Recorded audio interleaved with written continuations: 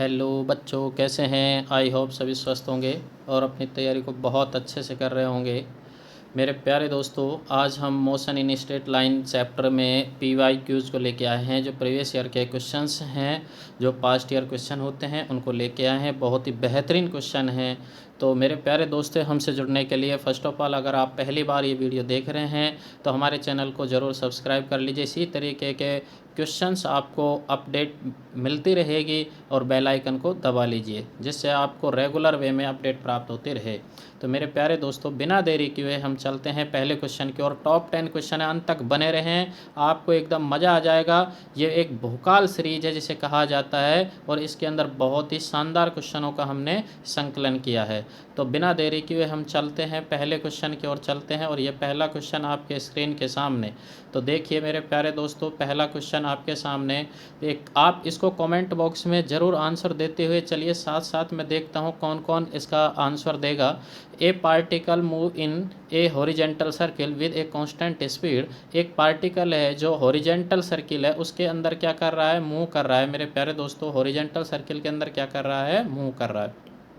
तो देखिए, यह हॉरिजेंटल जो सर्किल है उसके अंदर क्या कर रहा है? मूव किया है। अगर ये मूव करता है तो कौन सी कंडीशन बनेगी? ध्यान से देखो, ये हॉरिजेंटल सर्किल इसमें मूव कर रहा है, आर त्रिज्या का मान लेते हैं। तो मूव करता है तो कौन सी जो वैल्यू है, या फिर हिंदी में देखिए एक बार, एक कण क्षैतिज वृत्त में अचर चाल से गति करता है।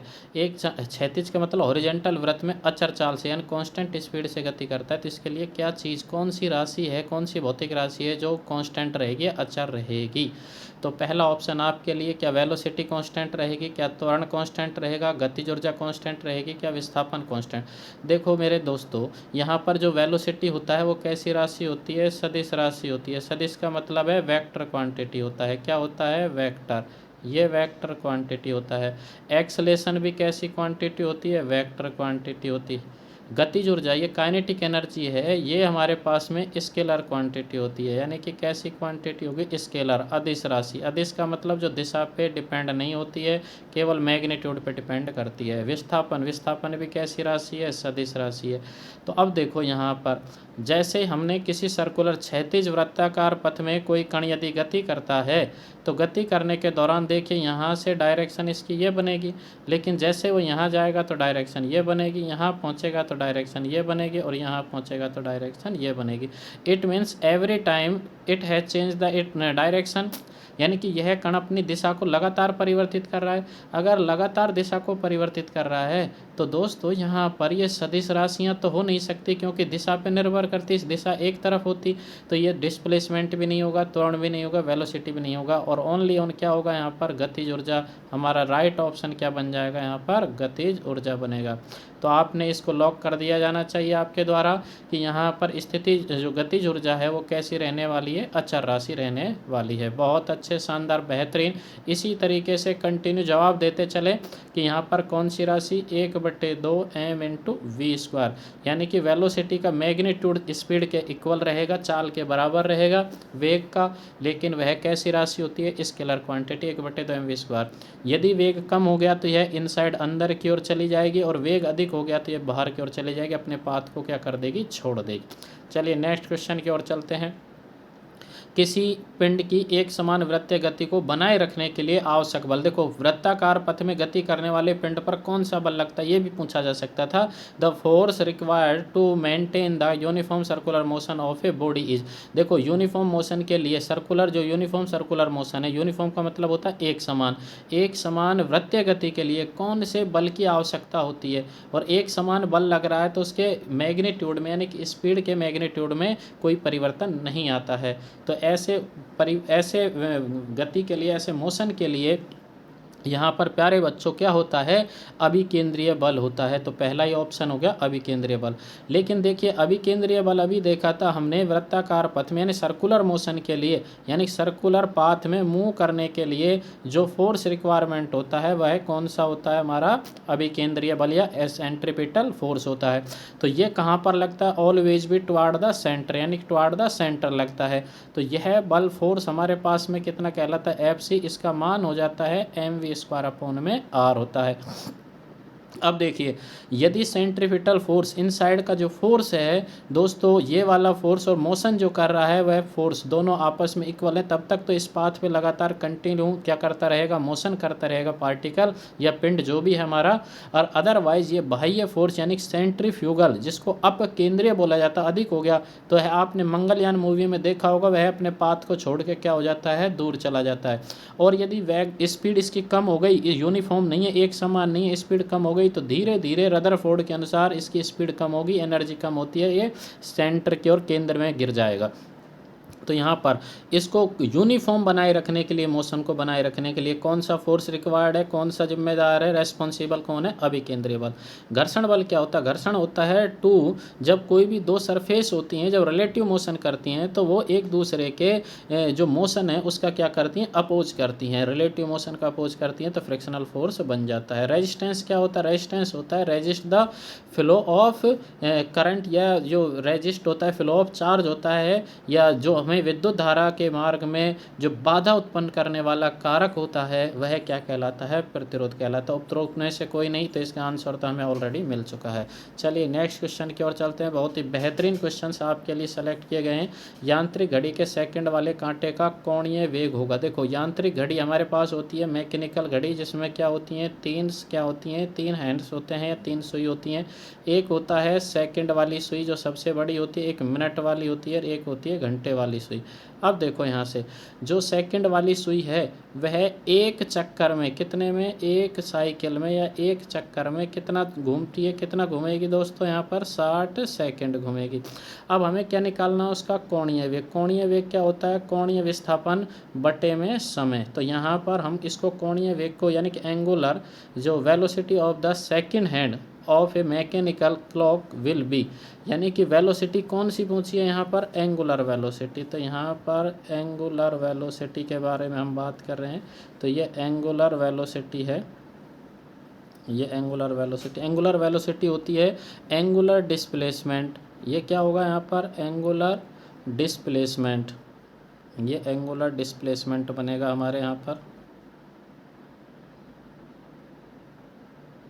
एंगुलर डिस्प्लेसमेंट बटे में क्या बन जाता है यहाँ पर, time, angular displacement versus time.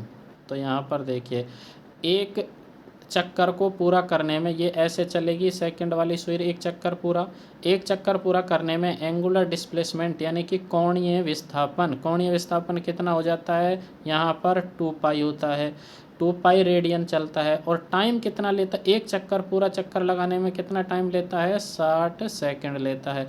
इसको रिप्रेजेंट किया जाता है ओमेगा के द्वारा। तो देखो यहाँ से 2 से कितना काट देंगे, इसको कितना आएगा, 30। तो यहाँ से वैल्यू बनेगी इसकी पाई बाई कितना बन जाएगा, 30 रेडियन प्रति सेकंड। आई होप आपको यह बात समझ में आ गई। बहुत अच्छे बेहतरीन तरीके से आपको ये, अगर आप यहाँ पर सेकंड का या मिनट का भी निकालना चाहते हो, घंटे वाली सुई का निकालना चाहते हैं, तो वह भी आप आसानी से निकाल सकते हैं। चलिए इसका आंसर था पाई बाई 30 रेडियन प्रति सेकंड। चलिए बहुत बेहतरीन क्वेश्चन था। चलिए नेक्स्ट क्वेश्चन की ओर चलते हैं। नेक्स्ट क्वेश्चन आपके स्क्रीन के सामने, फटाफट आप इसके जवाब कमेंट बॉक्स में देते रहो, और जिससे आपके अंदर भी एक ऊर्जा बनी रहे। आप अपने पेन और जो नोटबुक है उसको साथ में लेके इनका सॉल्यूशन करने की कोशिश किया करो।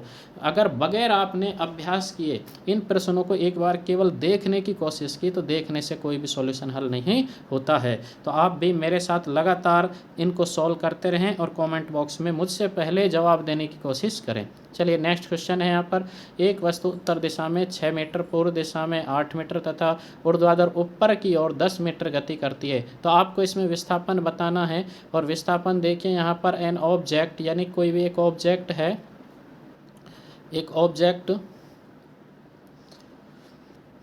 N object move 6 metre in north direction, north में 6 metre, 8 metre in east direction, east में 8 metre, and 10 metre vertically upward. तो देखो इसको सॉल्व करने के लिए हम कुछ इस तरीके का एक डायग्राम लेते हैं। और यहाँ पर एक डायग्राम हमने ये लिया है, इसमें आप देखिए ये कैसा डायग्राम हमारे पास है, क्यूब है। ये क्या है, यहाँ पर एक क्यूब है। अब आप देखिए यहाँ से जो क्यूब है इसको मान लेते हैं, इसकी पर्टिकुलर एक डायरेक्शन इसको मान लेते हैं हम नॉर्थ डायरेक्शन। ये क्या मान ली हमने, इसकी नॉर्थ डायरेक्शन मान ली।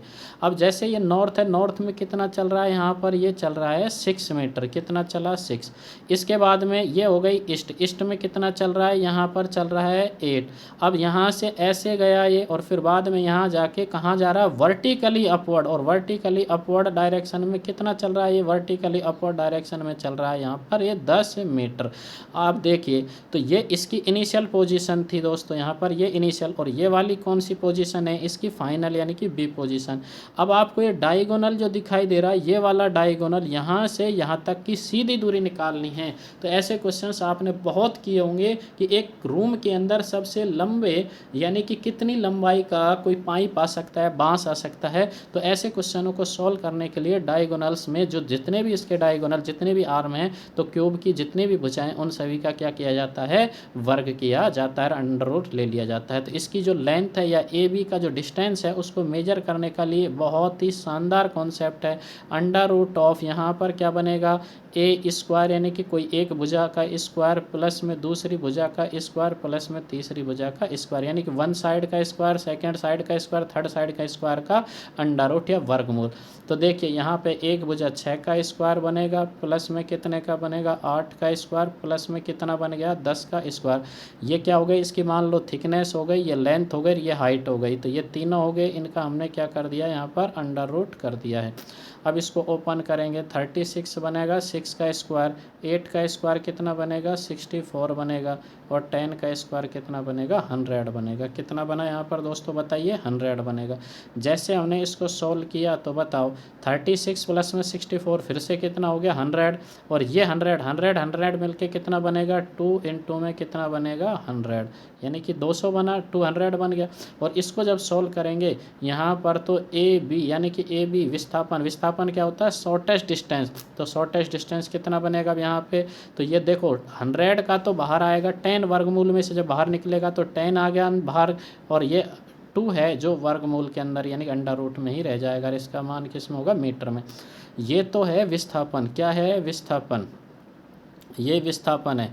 लेकिन यदि आपको यहाँ पर दूरी निकलवा देता, तो दूरी निकालने के लिए देखो, पहले वो कितना चला है, 6 मीटर, फिर कितना चला, 8, 6 और 8 कितने हो गए, 14 हो गया, 14 हो गया, और 14, और उसके बाद में कितना चला है, 10, 14 और 10 कितना हो गया, 24। तो 6 प्लस में 8 प्लस में कितना चलता है, 10। तो दूरी कितनी हो जाती है यहाँ पर, 24 मीटर। मैं उम्मीद करता हूँ आपको यह क्वेश्चन बहुत अच्छे से समझ में आया होगा।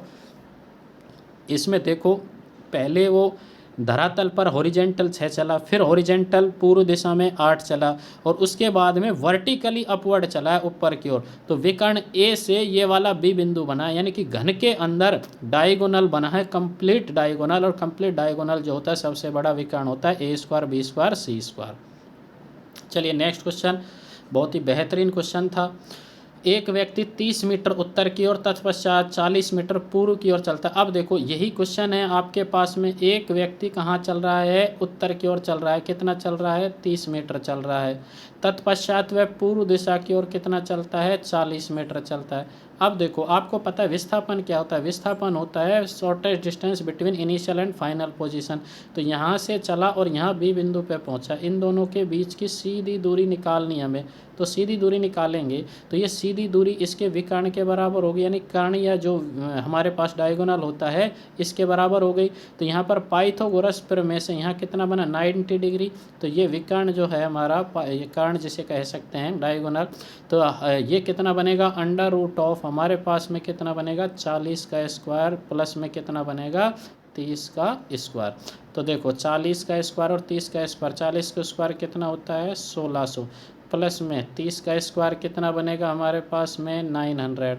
तो ये 16 और 9 कितने बन गए, फिर से कितना बन गया यहाँ पर, 2500। कितना बन गया है, 2500। और ये 2500 का अंडर रूट, 2500 का अंडर रूट कितना होता है, 50 होता है। तो 2500 का अंडर रूट कितना, 2500 का जो वर्गमूल होता है, स्क्वायर रूट होता है, कितना होता है, 50 होता है। तो ये किस में आ जाएगा, मीटर में आएगा। आई होप आपको यह बात समझ में आई होगी। तो ए भी होता है विस्थापन। अब यहाँ पे भी वही बात है, अगर दूरी पूछ लेता तो दूरी बताओ, दूरी कितना बनेगा, दूरी बनेगा ए से यहाँ पे गया मान लो सी पर, ए से सी प्लस में सी से बी, तो कितना 30 प्लस में कितना बन जाता है 40। Actual path travelled by the object या वस्तु द्वारा तय की गई वास्तविक पथ की लंबाई क्या कहलाती है, दूरी। और दूरी कितनी हो जाएगी 70 मीटर। तो कुछ लोग अभी भी 70 ऑप्शन, पहला ही ऑप्शन है 70 लगाएंगे, लेकिन अब आपको याद होना चाहिए कि इसका जो राइट ऑप्शन है वह राइट ऑप्शन कितना बन जाएगा 50 मीटर बनेगा। बहुत ही शानदार बेहतरीन गजब क्वेश्चन था। इसी तरीके के क्वेश्चन आपके एग्जाम में आएंगे। छोटी छोटी गलतियां आप कर देते हो जिससे आपको एग्जाम में हताशा महसूस होती है, हम उस हताशा को आपको उससे उभारने की कोशिश करेंगे बहुत ही बेहतरीन ढंग से, और भी न्यूमेरिकल्स को आपसे करवाएंगे। तो आप हमें कमेंट में कमेंट करके बताएं, कमेंट बॉक्स में, कि कैसे क्वेश्चंस आपको और हम नए सीरीज में लेके आएँ, किस चैप्टर के बनाएं। तो चलिए नेक्स्ट क्वेश्चन आपके सामने, दो कण ए व बी के विस्थापन समय ग्राफ सरल रेखाएं हैं। तो यानी ए व बी की विस्थापन और समय, यानी कि यहाँ पर दे दिया एक्स इंटू टी का ग्राफ दे दिया, सरल रेखा है। तो इसमें क्या कह रहा है, एक 30 डिग्री का कोण बना रहा है समय एक्स के साथ और दूसरा 60 डिग्री का कोण बना रहा है। तो इनके अनुपात हमको निकालने हैं। तो अनुपात देखो निकालने के लिए क्या करेंगे, सबसे पहले हमें क्या करना है, ये हमने लाइन खींची, एक दूसरी हमने ये लाइन खींच दी। अब देखो यहाँ पर ये हमारे पास में विस्थापन रेखा एक्स लाइन है और ये कौन सी हो गई, टी रेखा बन गई। अब हम यहाँ पर लाइन खींच रहे हैं, लाइन क्या खींच रहे हैं, दो हमारे पास में मान लो एक ये हमारे पास में कौन सा है, एक कण है, यानी कि जिसका वेलोसिटी कितना है va है, ये कितना डिग्री का कोण बना रहा है 30 डिग्री का। एक दूसरा हमने ये ले लिया जो कितने डिग्री का कोण बना रहा है, यहाँ पर 60 डिग्री का कोण बना रहा है। कितना बना रहा है, समय एक्स के साथ 60 डिग्री का, और ये हमारे पास कौन सा हो गया vb। अब बताइए यहाँ पर जब हमने ये लाइन खींची है तो लाइन खींचने का ये अर्थ होता है, ये थीटा जब बनता है तो ये हमारे पास हो गया विस्थापन और ये हो गया टाइम। तो यह भी विस्थापन के बराबर हो गया एक्स के बराबर। तो बताओ टेन थीटा इजकल टू जब निकालते हैं, टेन थीटा इजकल टू होता है परपेंडिकुलर बाई बेस, यानी कि लंब बटे आधार। तो लंब कितना है यहाँ पर एक्स है, आधार कितना है, बेस कितना है टी, एक्स अपॉन टी किसके इक्वल होता है, वेग के बराबर। इट मीन्स दोस्तों यहाँ पर आपको जानकारी होनी चाहिए कि v है जो डायरेक्टली प्रोपोर्शनल टू कितना हो रहा है, टेन थीटा। अब देखो v टेन थीटा है तो v a का निकालेंगे तो टेन थीटा a हो जाएगा, और v b निकालेंगे तो टेन थीटा b हो जाएगा। तो यहाँ पर हमारे पास 30 डिग्री और 60 डिग्री का कोण बन रहा है। तो हम यहाँ पर अनुपात निकालने के लिए क्या करेंगे, va अनुपात में क्या करेंगे, vb इजकल टू हमारे पास में टेन, ये बनेगा टेन थीटा a अपॉन में टेन थीटा b, ये टेन थीटा b। अब देखो इसमें मान रखेंगे, मान रखा हमने तो ये 1:1 का अनुपात किसके साथ, 2 के साथ, तो अनुपात कितना बनेगा, यानी a का b के साथ ये अनुपात है, b का वेलोसिटी। तो ये टेन थीटा, टेन 30 का मान जो वैल्यू बनता है हमारे पास में वह कितना बनता है, 1/√3, 1/√3 कितना बन जाएगा यहाँ पर 1/√3। तो यहाँ से 1/√3 इसका वैल्यू बन गया। और टेन 60 का वैल्यू कितना बनता है, √3/1 बनता है। तो ये अंडर रूट का 3 कितना हो गया है, 1 बन गया। अब देखो हमने जैसे अब इसको सॉल्व करेंगे, यहाँ से कौन कौन सी वैल्यूज़ कटेंगी या कौन कौन सी नहीं। तो ऊपर देखो कितना बचेगा, यहाँ पे 1 बनेगा, और नीचे ये √3 और ये वाला √3 दोनों मल्टीप्लाई होके कितना बनेगा 3। इट मीन्स यहाँ पर जो रेशियो है वो कितना आएगा 1:3।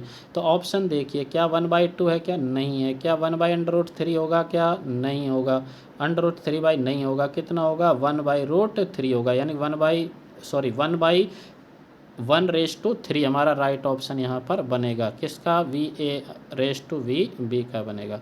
चलिए नेक्स्ट क्वेश्चन की ओर चलते हैं। नेक्स्ट क्वेश्चन आपके स्क्रीन के सामने, 50 मीटर लंबाई की 2 रेलगाड़ियाँ परस्पर विपरीत दिशा में। अब देखो यहाँ पर 2 रेलगाड़ियाँ हैं, एक रेलगाड़ी मान लो इस तरीके से मूव कर रही है, इस दिशा में जा रही है, और दूसरी रेलगाड़ी यहाँ पर इस तरीके से इस दिशा में आ रही है, ये आ रही है।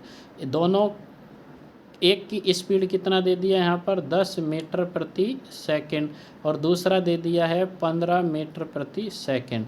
दोनों की जो लेंथ है, लेंथ कितना है, इसका भी 50 मीटर है और इसका भी कितना है 50 मीटर। अब मान लो ये दोनों, ये यहाँ पे आ गई और ये यहाँ पर आ गई।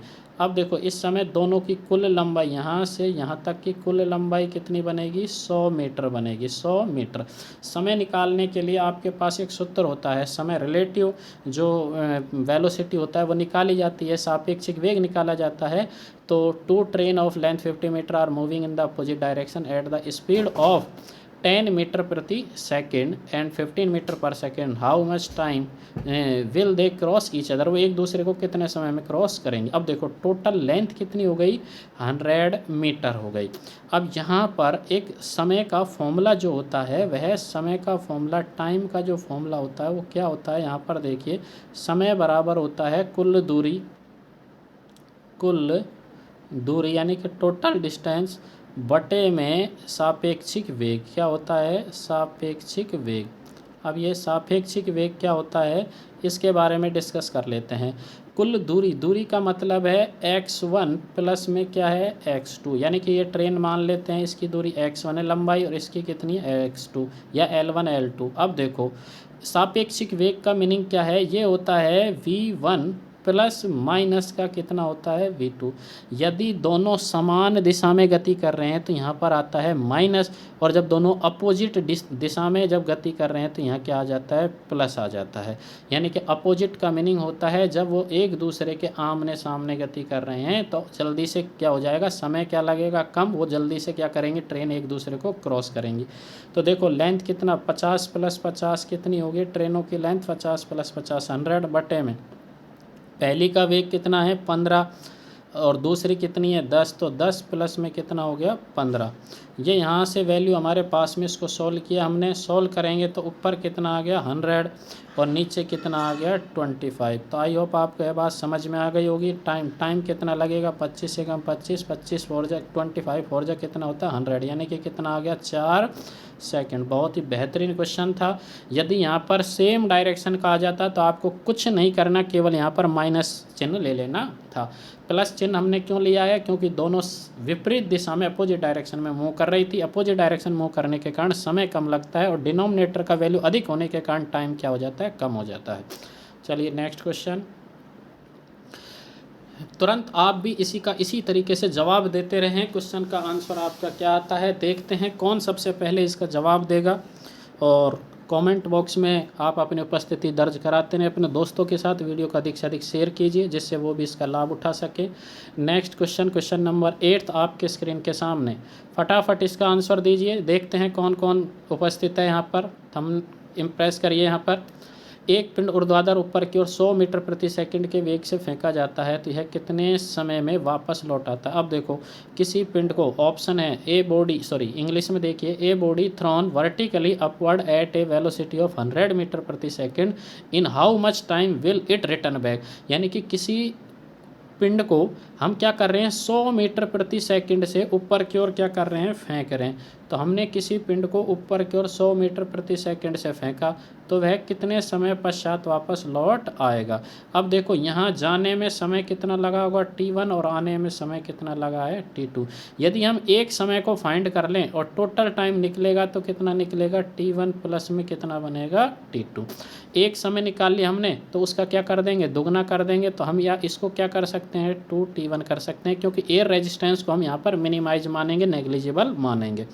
तो देखिए यहाँ पर जब हमने किसी वस्तु को यहाँ से फेंका है, किसी ऑब्जेक्ट को, तो ये 100 मीटर प्रति सेकंड इसका स्पीड था और एट द मैक्सिमम हाइट इसका जो स्पीड है, स्पीड विल भी कितना हो जाता है 0।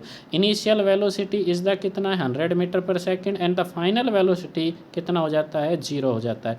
तो हमें इक्वेशन, कौन सा इक्वेशन लगाना है, ये हाइट निकाल लेनी है, टाइम निकालना है। तो यह टाइम हम यहाँ पर जब फेंक रहे हैं तो हमारा इक्वेशन नंबर फर्स्ट होता है ग्रेविटेशनल स्ट्रेट लाइन मोशन में अंडर द ग्रेविटी। जो इक्वेशन होता है फर्स्ट इक्वेशन, v बराबर क्या होता है, u प्लस में कितना होता है gt।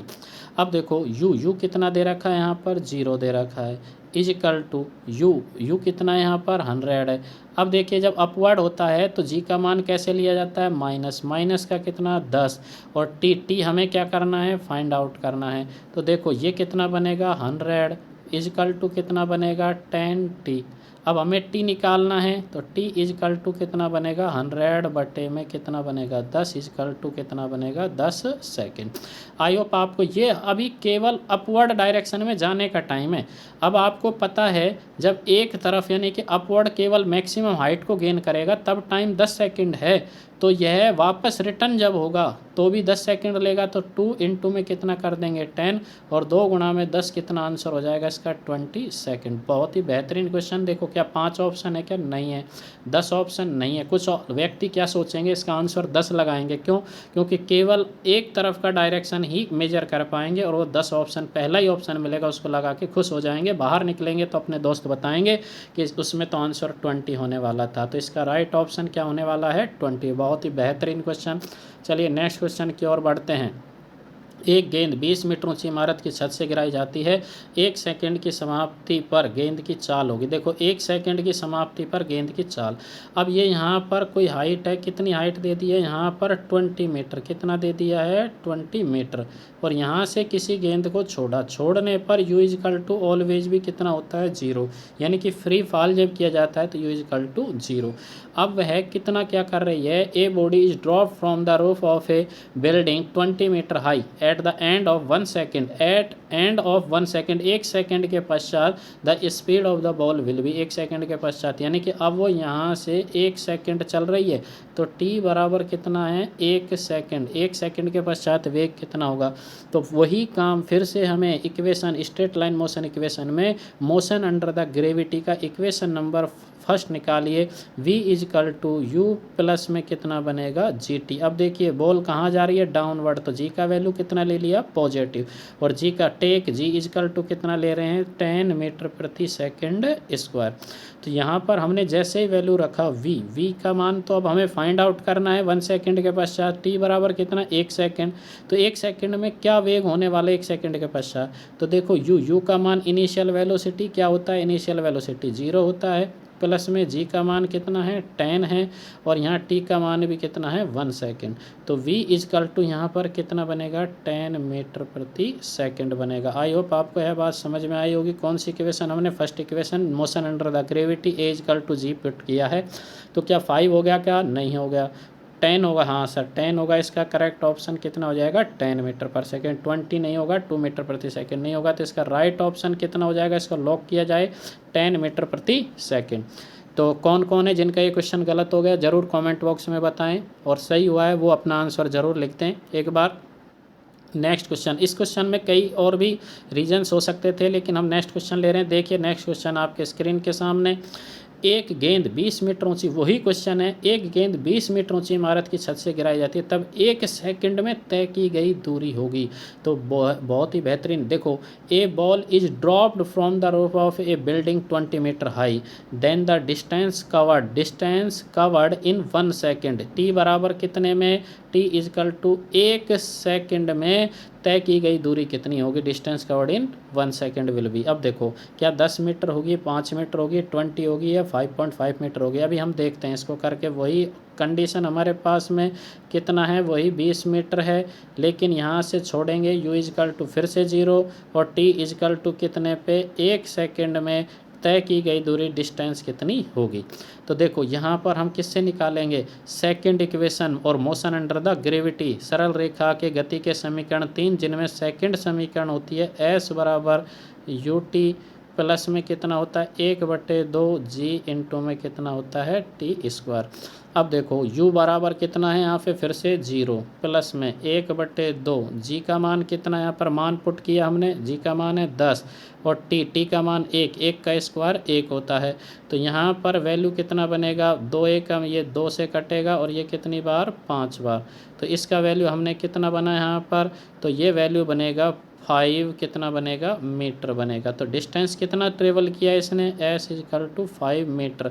1 सेकंड के पश्चात कितना चलेगा, 5 मीटर चलेगा। सॉरी, इसका आंसर कितना है, 5 मीटर। करेक्ट ऑप्शन कितना बन गया, 5 मीटर। यह क्वेश्चन इस तरीके से भी हो सकता था कि यह धरातल को यानी कि अर्थ को टच करते समय इसका स्पीड कितने होने वाला है, तो उस समय इसका स्पीड यानी कि वह कितनी दूरी तय करके आने वाला है, 20 मीटर तय करके आने वाला है। तो इस स्पीड में वी स्क्वायर इजकल टू कौन सा समीकरण लगेगा, यू स्क्वायर प्लस में 2as या 2gs।